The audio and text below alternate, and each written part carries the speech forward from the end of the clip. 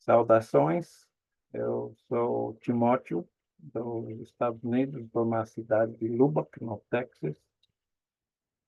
Eu gostaria muito de estar conhecendo você mais, você me conhecendo, conhecendo as nossas famílias. Deus tem nos abençoado e eu dou graças a Deus que você está aqui comigo para compartilhar um pouco a palavra de Deus.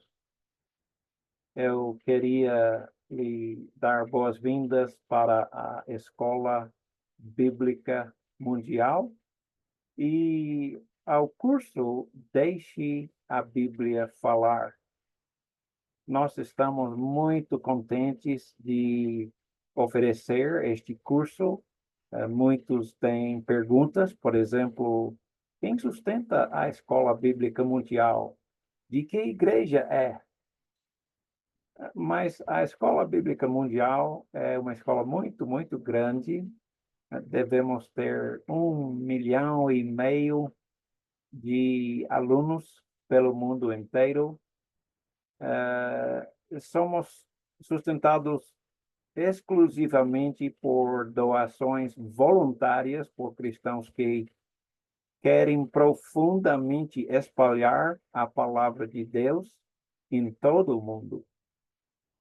Justamente por isso que os cursos são para você completamente gratuitos.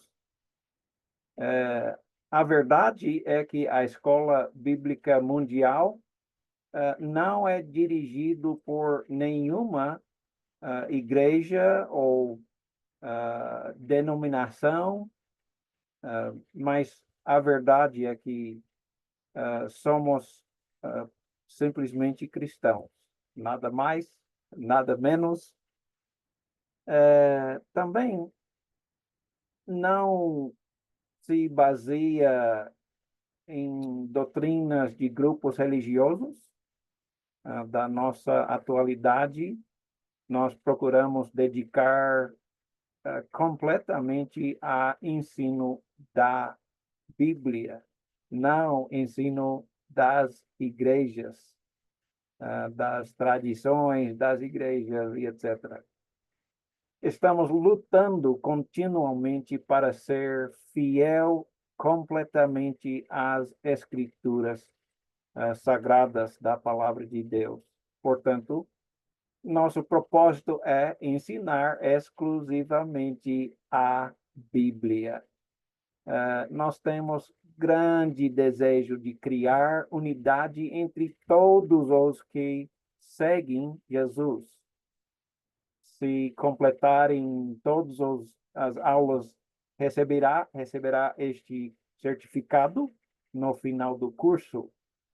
Gostamos muito de fazer uma pequena festa de graduação para os alunos que completaram as aulas, graduarem com um pequeno bolo e gostamos muito de celebrar isso com as nossas famílias, amigos e etc.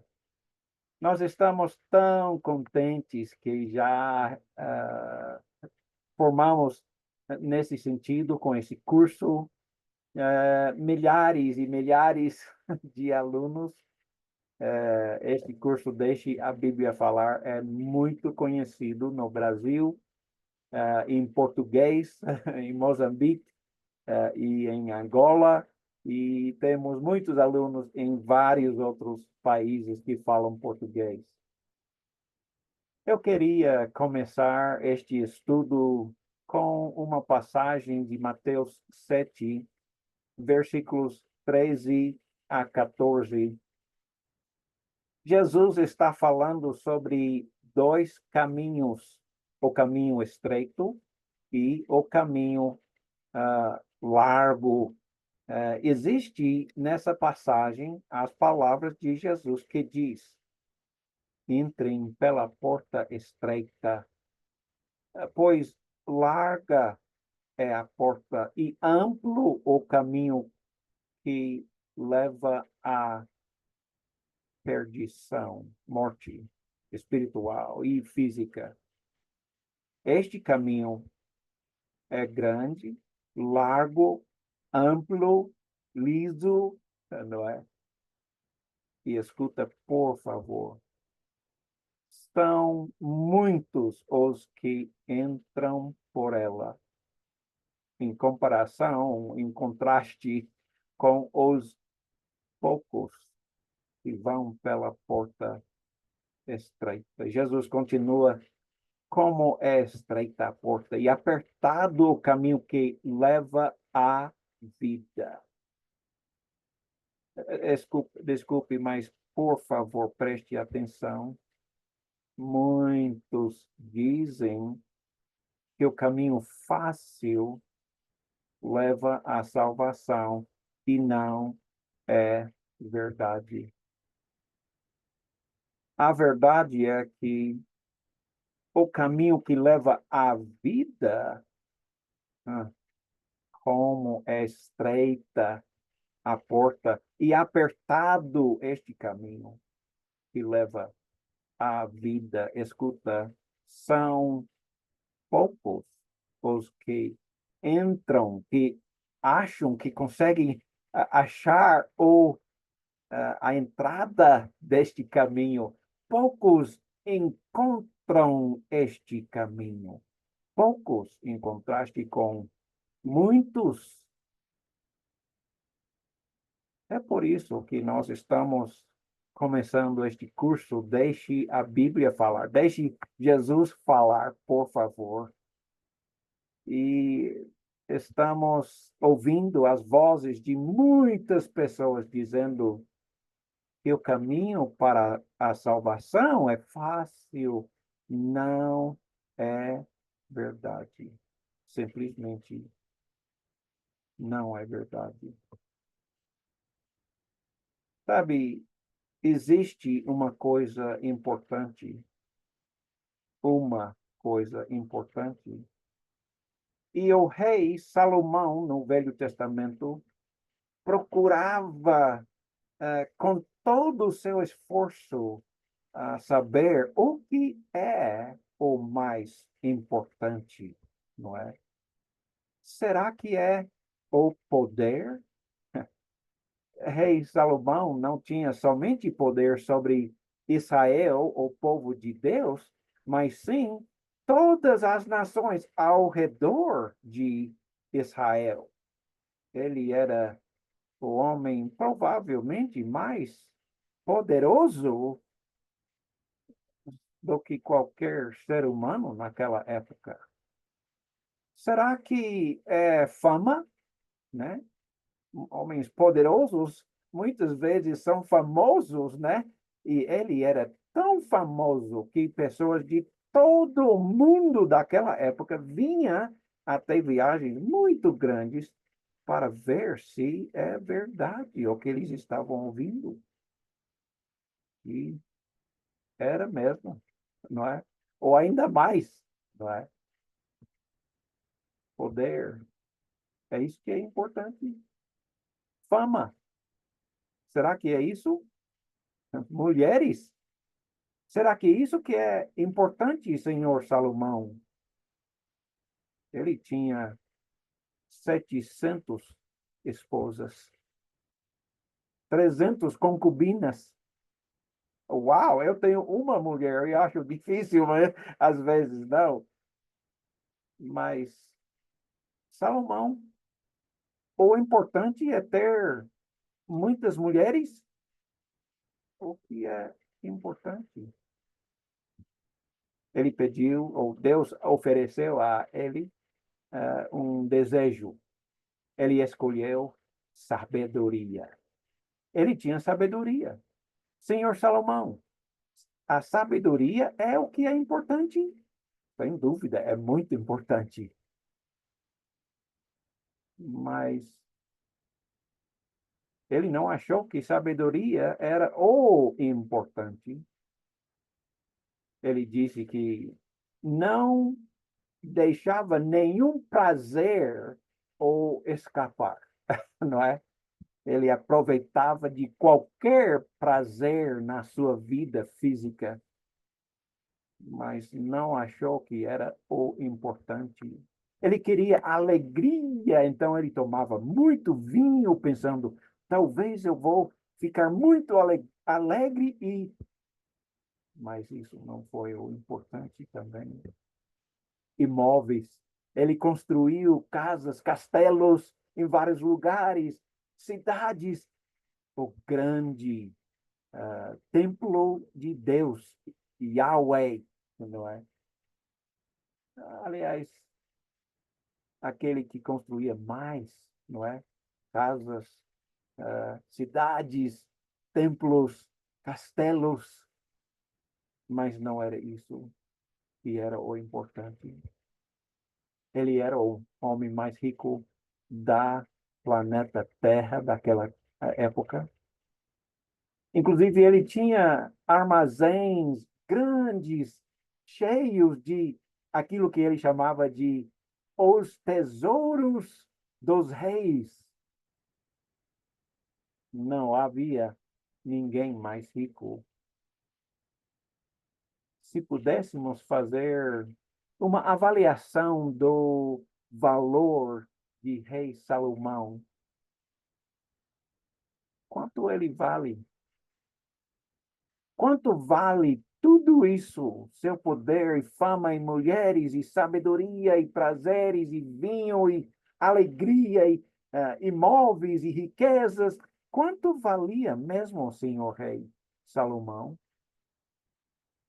Em Eclesiastes capítulo 2, versículo 11, depois de ter falado tudo que ele valia, ele disse: o que vale tudo isso?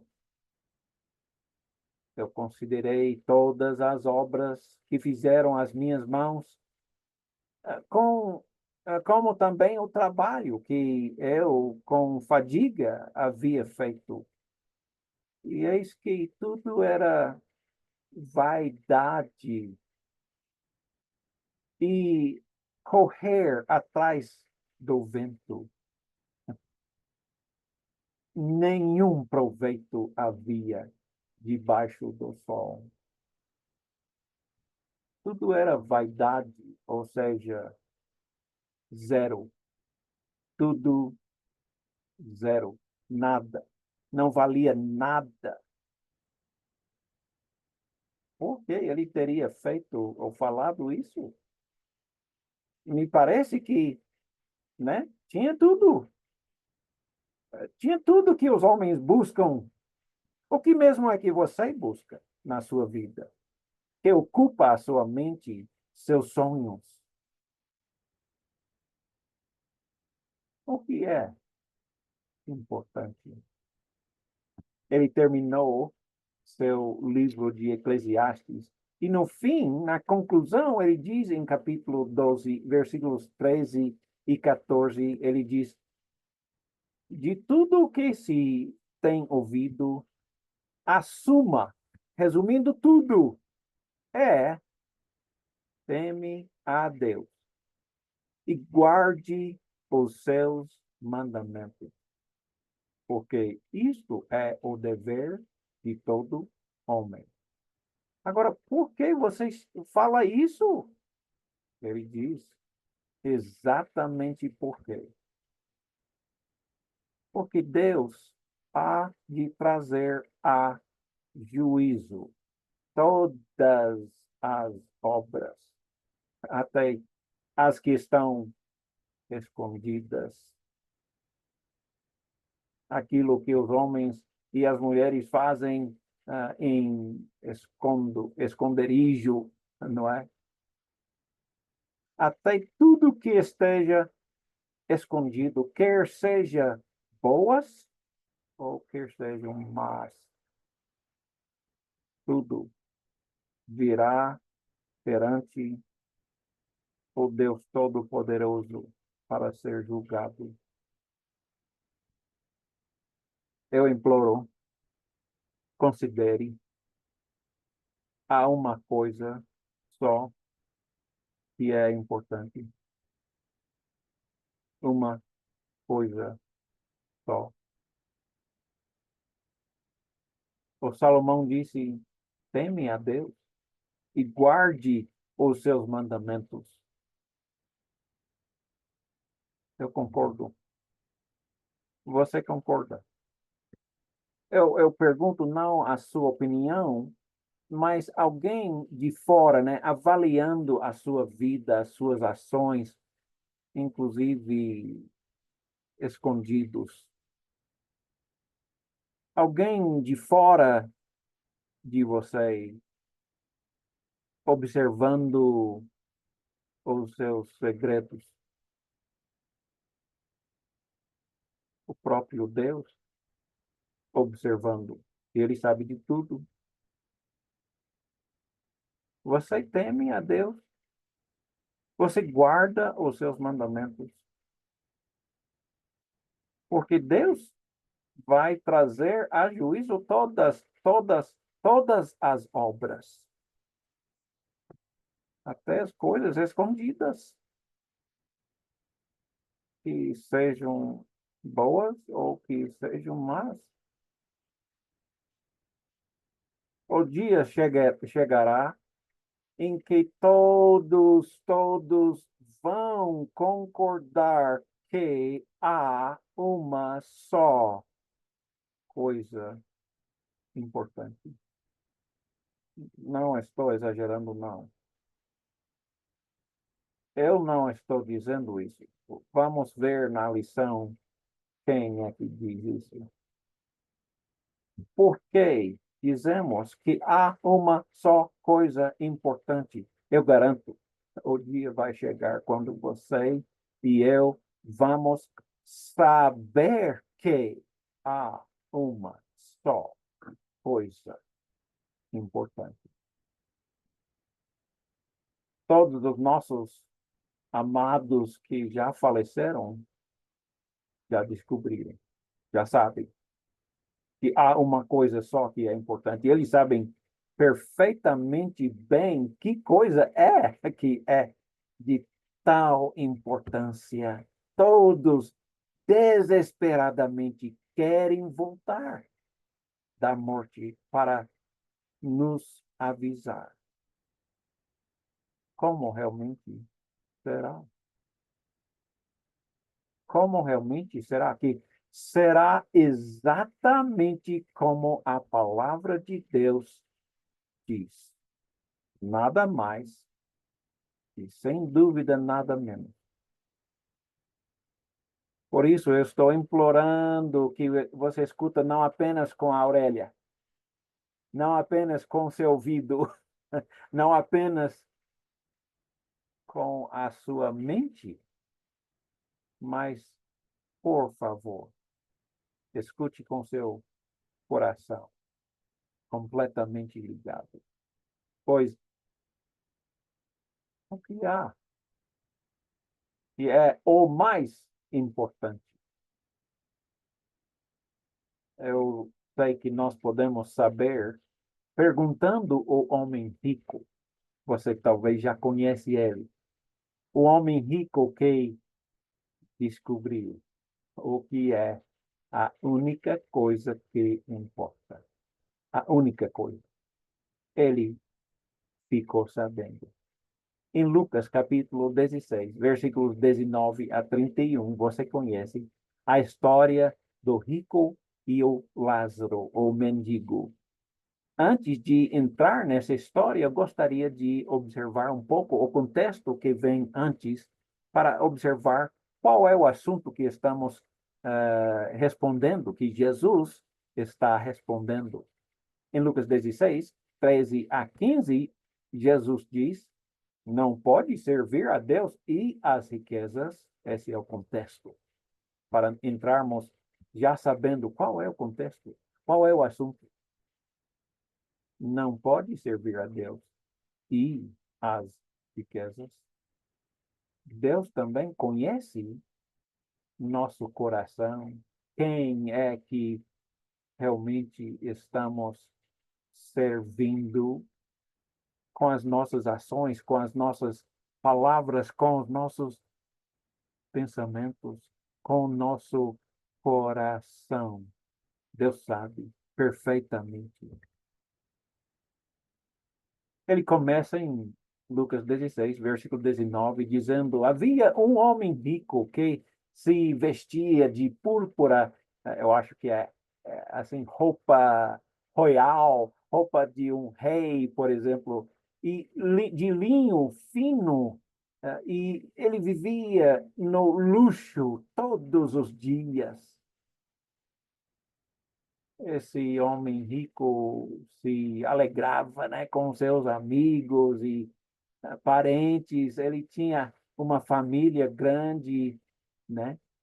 E eu só posso imaginar, né? Só a minha imaginação, né? Alguém colocando uvas frescas na sua boca, eh, vivia no luxo todos os dias. Diante do portão deste rico foi deixado um mendigo chamado Lázaro, coberto de chagas. Este ansiava comer o que caía da mesa do rico. Até os cães vinham lamber as suas feridas. Ele não podia nem andar, pois está escrito: foi deixado ao portão do rico, né? Ele não foi lá, alguém levou ele e o deixou lá, muito doente. Já não podia mais andar, quase a morrer. A única esperança para ele era conseguir comer alguma, talvez, restos de comida que o rico jogava fora e tinha competição, né, com os cães. Eu acho que os cães eram um pouco mais rápidos, né? Estava para morrer.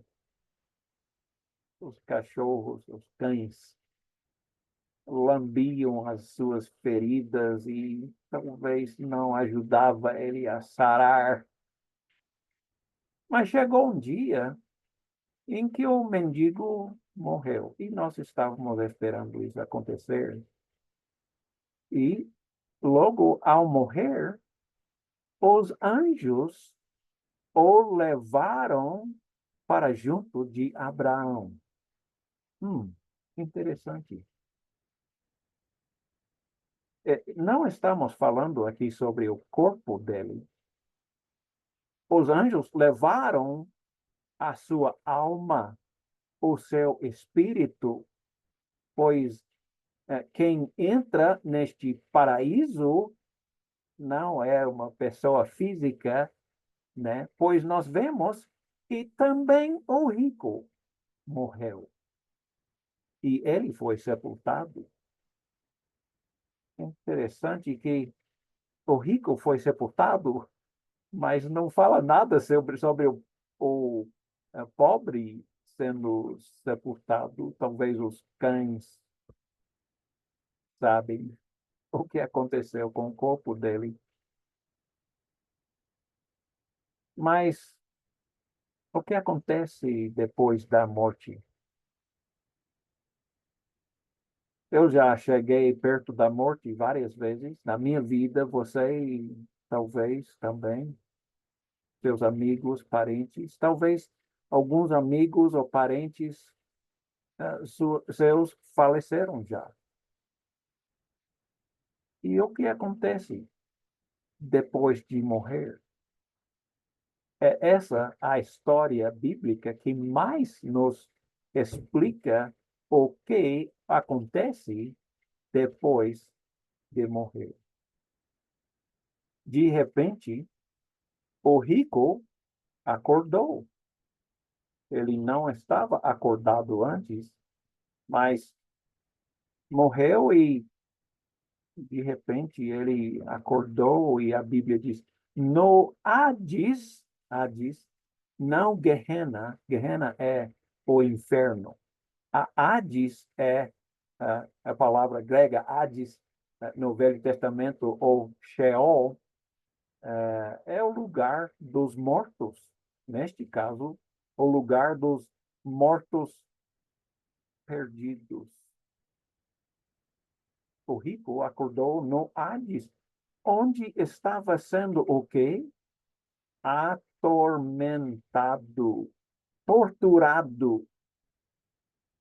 Ele olhou e viu lá em cima Abraão, longe, e Lázaro ao seu lado, nos seus braços, no consolo, e viu Lázaro. E ele estava pensando, creio, por causa do contexto que ainda vamos ver, que o rico era um homem religioso, não tem dúvida sobre isso, aliás, muito religioso. Ele conhecia os mandamentos de Deus plenamente, conhecia a Bíblia. Naquele tempo, ele só tinha o Velho Testamento, né? Porque o Novo Testamento ainda não tinha sido escrito, mas ele conhecia a Bíblia. E lá ele está pensando, mas Abraão, o que aconteceu? Eu, eu devo ser salvo? O que aconteceu? Eu fui para a igreja todas as semanas, né? No sábado, naquele tempo, né? Deve ter sido algum engano aí.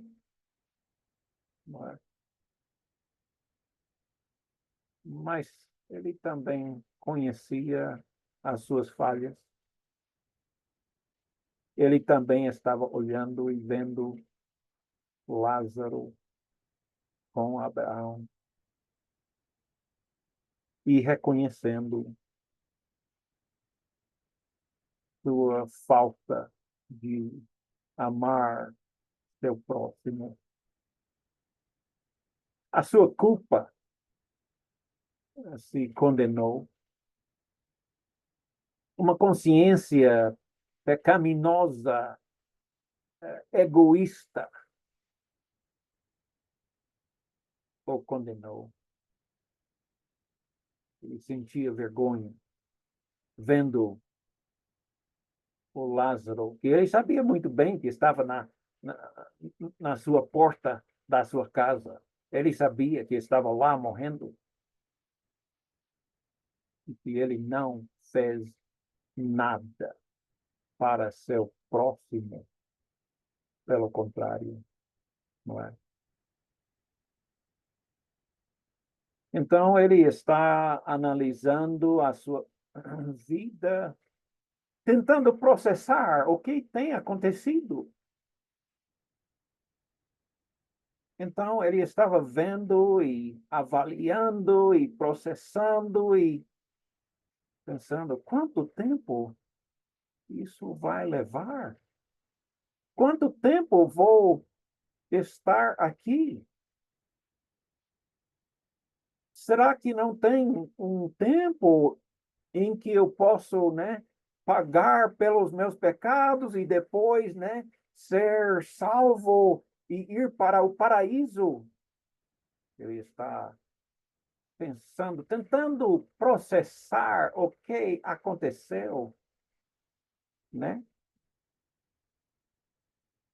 Então, ele pensou bem e gritou alto: Pai Abraão, tem misericórdia de mim e mande que Lázaro molhe a ponta do seu dedo na água e refresque a minha língua, porque eu estou sofrendo neste fogo,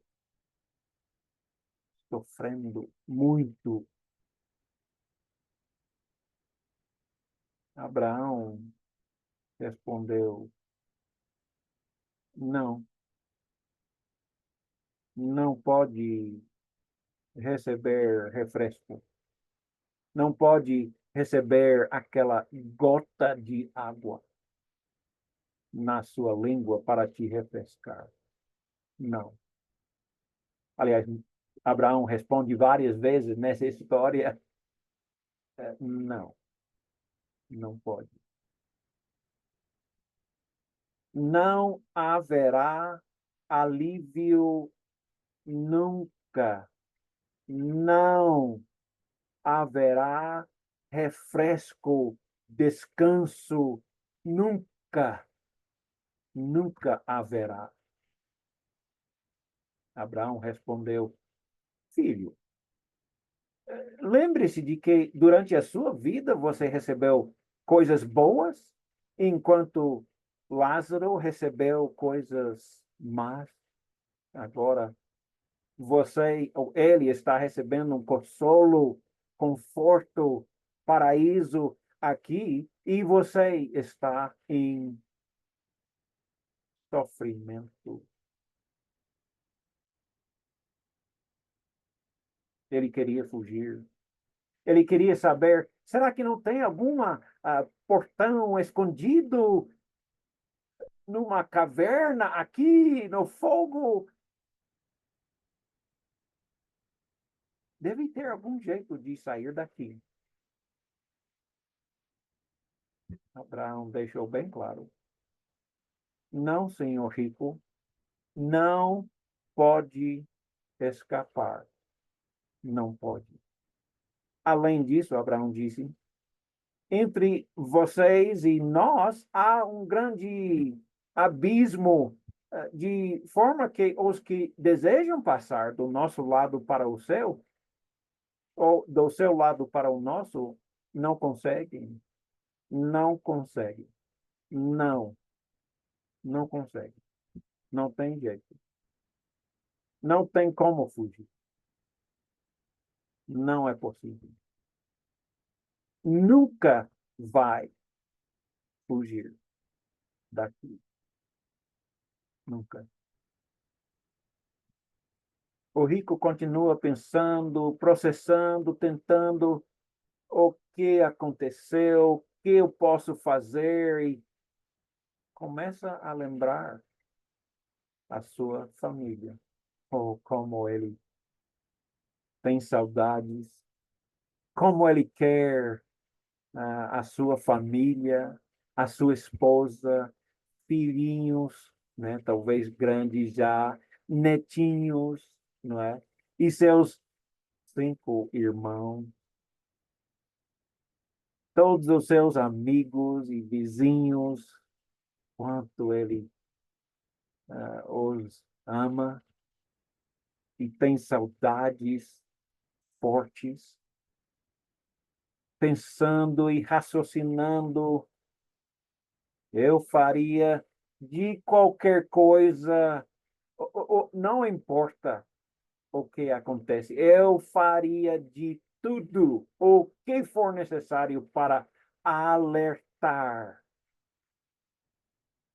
meus amados. E ele tinha uma ideia excelente. Então, ele começou a gritar novamente. Então, eu suplico, pai, mande Lázaro ir à casa de meu pai, pois eu tenho 5 irmãos. Desde que ele os avise, a fim de que eles não venham também para este lugar de tormento, tortura. Avise-os. Avisar. Você sabe o que Abraão respondeu? A mesma coisa. Não, senhor rico. Não, senhor. Todos nós temos, talvez, irmãos ou irmãs, parentes, primos, primas, sobrinhos e sobrinhas e netinhos e que nós amamos. Por favor, os avise. Eu estou implorando. Não, eu não. A Bíblia está implorando. Não, senhor, não, senhor rico.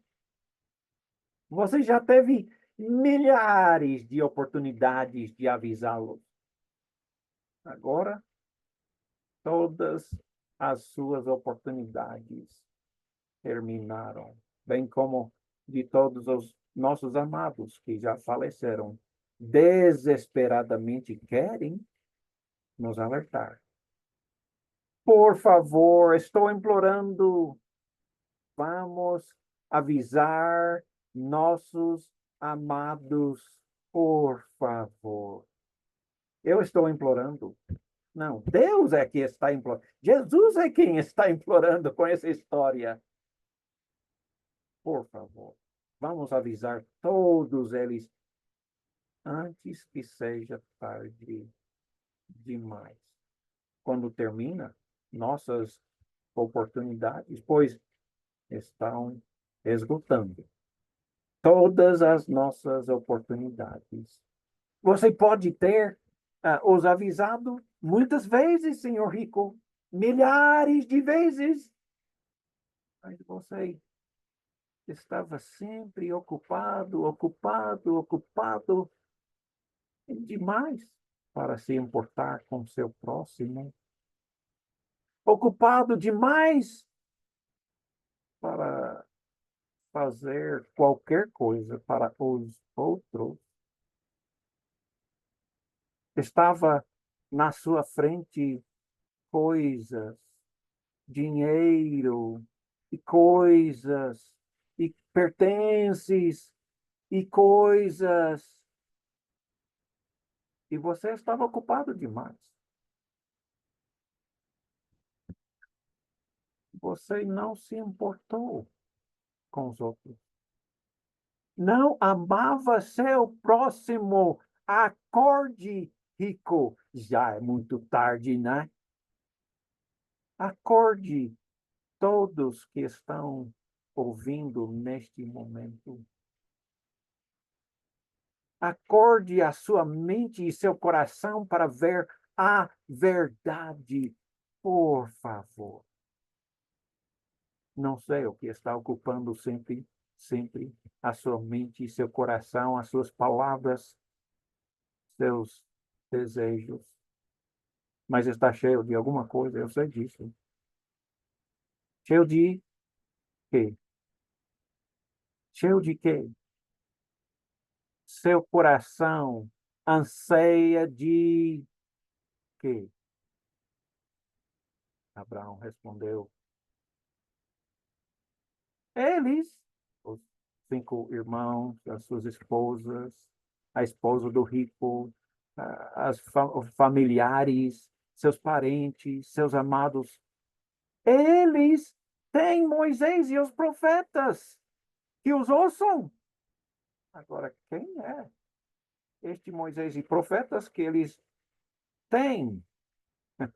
Moisés e os profetas morreram séculos antes disto, 500 anos, né? 440, pelo menos 400 anos antes disto,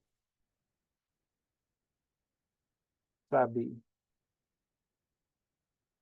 Eles têm a Bíblia. Moisés, quem escreveu os primeiros 5 livros da Bíblia, ele é um profeta de Deus. E os profetas, ou seja, os primeiros 5 livros do Velho Testamento, a Bíblia que ele não tinha o Novo Testamento, e os profetas, ou seja, o resto do Velho Testamento, tudo, eles têm a Bíblia. Ouçam-nos, não é? Escuta o que Moisés diz. Deixem a Bíblia falar, por favor. Ele estava falando sobre, deixe a palavra de Deus falar, não é? Eles têm uma Bíblia que eles leiam, estudam e obedecem à palavra de Deus, não é?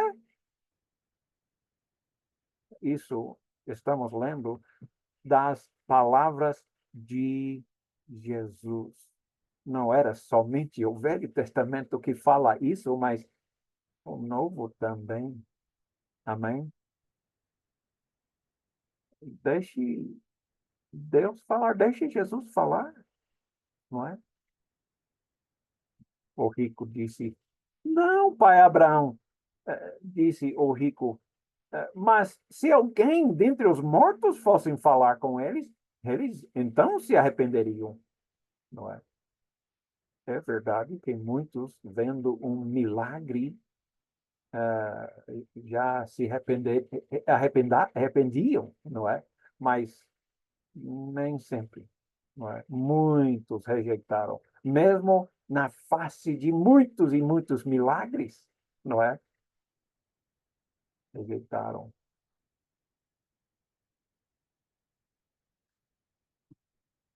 Eles conhecem a Bíblia. O rico conhecia muito bem a Bíblia. Sua família conhecia muito bem. Eles têm, né? A família do rico, todos eles têm a Bíblia. Mas, bem, talvez eles não acreditam tudo. Talvez eles não acreditam importante alguma coisa. Talvez eles pularam aquela parte de amar o seu próximo como a ti mesmo. Talvez eles sejam iguais a mim. Não, são iguais.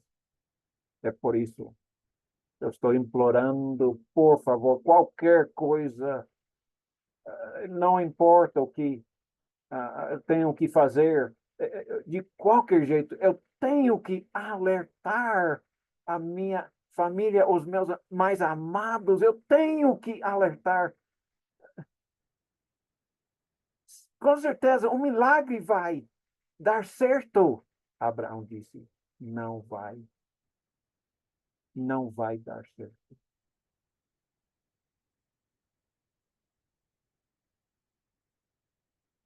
Abraão respondeu: se eles não ouvem a palavra de Moisés e os profetas, tampouco se deixarão convencer, ainda que ressuscite alguém dentre os mortos, ressuscitar Lázaro para voltar e falar.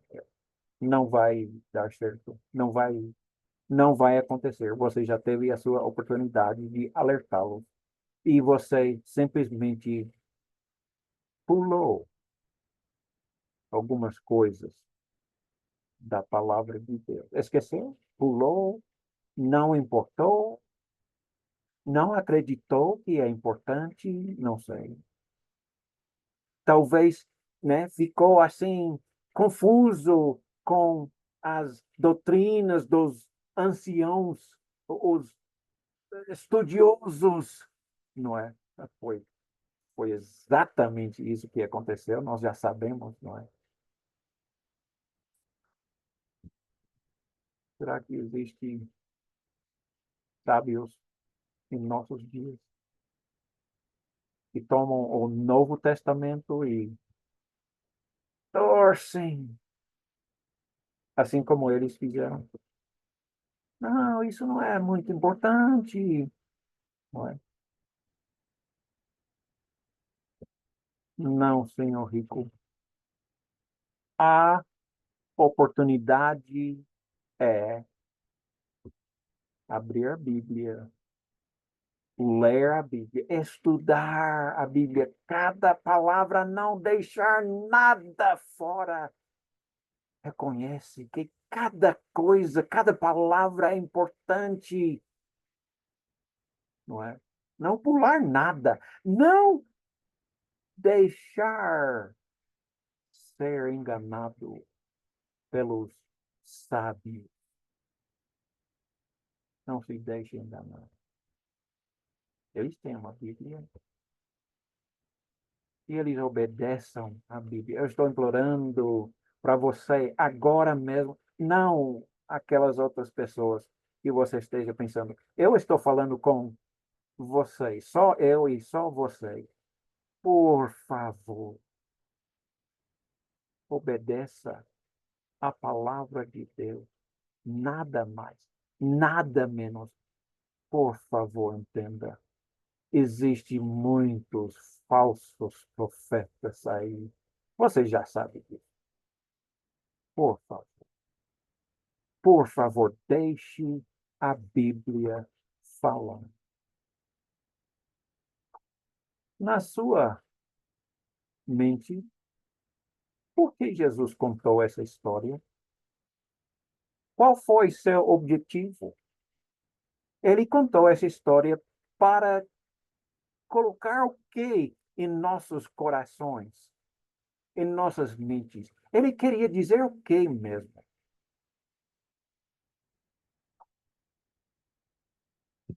A salvação é o que importa. Nada mais importa. Nada mais importa. Você sabe, Timóteo, você está exagerando. Não estou.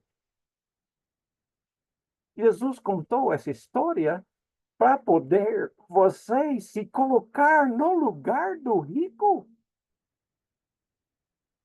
e descobrir que, como ele descobriu, que há uma só coisa que importa. Nada mais importa. Nada mais importa senão a nossa salvação. Aquele dinheiro não importa nada.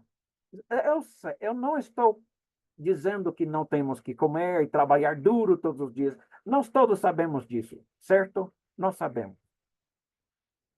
Mas se tivesse ganho o mundo inteiro e perder a sua salvação, hã? E aí, me fala. Quanto pagaria a pessoa mais rica do mundo para salvar a sua alma? Não é? Quanto? Você sabe muito bem que quando naquela hora que morrer, você sabe que há uma só coisa que é importante, que é a sua salvação. Eu gostaria tanto de fazer um intervalo, como é que chama? Perguntar muito, entrevistar, né, o rico, se fosse possível. Sim, o rico, o que você aprendeu? Quando você morreu, você ficou sabendo o que mesmo? Não é? O que Jesus está querendo nos ensinar? Que a salvação é o que importa. E que nada mais importa.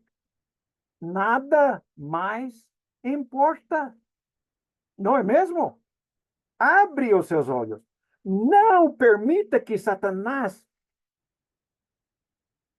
cega nossa visão da realidade, da verdade. Amém? Por favor, não deixe Satanás escurecer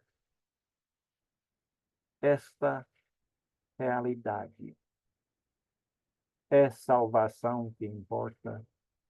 Nada mais importa. Nada mais importa. É Salomão que disse, não é? É Jesus que está agora dizendo a mesma coisa que Salomão. Ah, se nós, qualquer um de nós, pudéssemos voltar e perguntar ao nosso amado parente que já faleceu, todos eles já sabem, eu prometo. Eles diriam: o que importa é riqueza, poder, fama, muitas esposas. O que importa?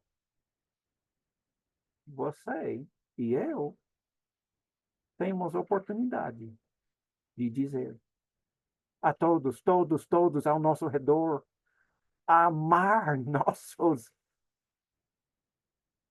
próximos como amamos a nós mesmos. Nós temos oportunidade, a nossa oportunidade ainda não terminou, mas está chegando o dia. Chegará o dia em que você e eu saberá também que a única coisa que importa, realmente importa, é a nossa salvação. Eu imploro, por favor, não deixe ninguém, nenhuma voz, a rádio, a TV, filmes, amigos, influenciar você, por favor. Não permita que entre na sua cabeça. Não deixe ninguém te enganar.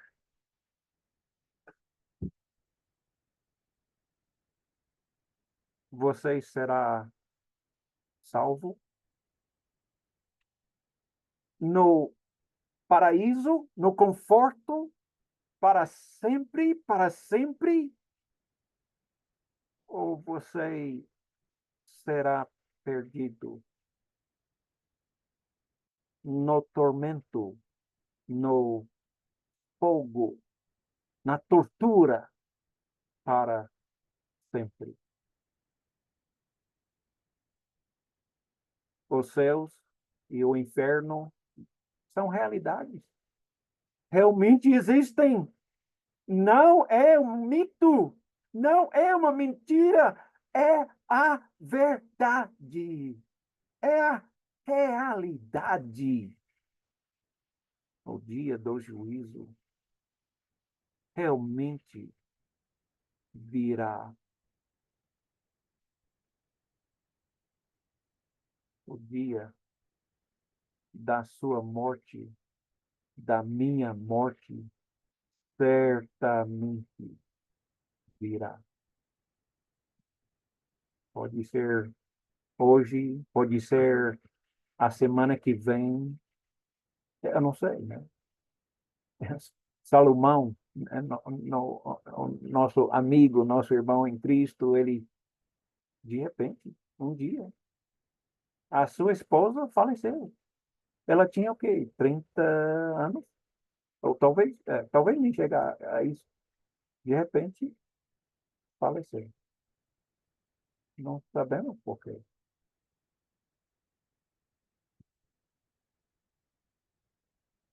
A decisão é a maior decisão da sua vida. Você vai ser salvo no paraíso, no conforto, ou será perdido no tormento, no fogo? A decisão é sua.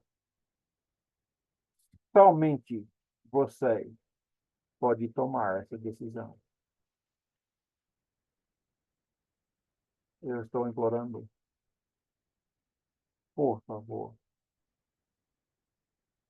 tome a decisão correta.